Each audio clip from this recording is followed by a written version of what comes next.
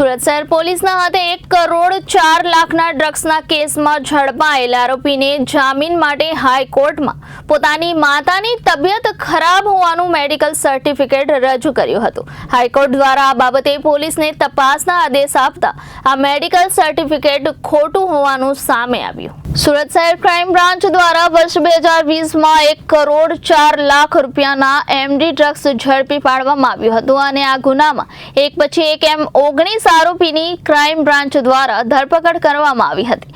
આ ગુનામાં સપ્ટેમ્બર 2020 થી આરોપી આદિલ નુરાની સુરતની લાજપોર જેલમાં જ્યુડિશિયલ કસ્ટડીમાં છે અને પોતાની જામીન પર અરજી હાઈકોર્ટમાં કરી હતી।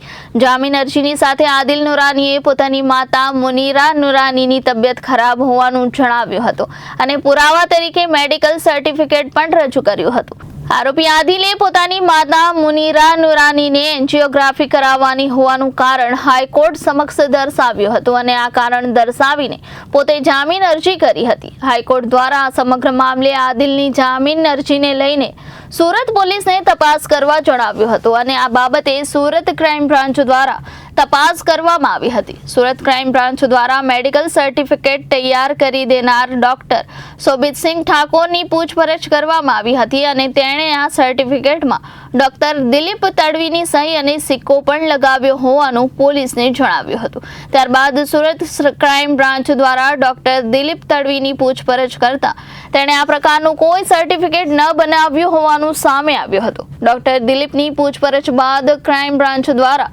શોભિતસિંહ ઠાકોર નામના ડોક્ટરની કકડાઈથી પૂછપરછ કરતા સામે આવ્યું હતું કે શોભિતસિંહ ઠાકોર પાસે કોઈ પણ પ્રકારનું લાયસન્સ નથી અને પોતે ડોક્ટરની ડિગ્રી પણ ધરાવતો નથી। ડોક્ટર ન હોવા છતાં પણ તે ગેરકાયદેસર રીતે સુરતના પાંડેસરા વિસ્તારમાં ક્રિષ્ના જનરલ એન્ડ્રોમા હોસ્પિટલ નામની એક હોસ્પિટલ ચલાવી રહ્યો છે।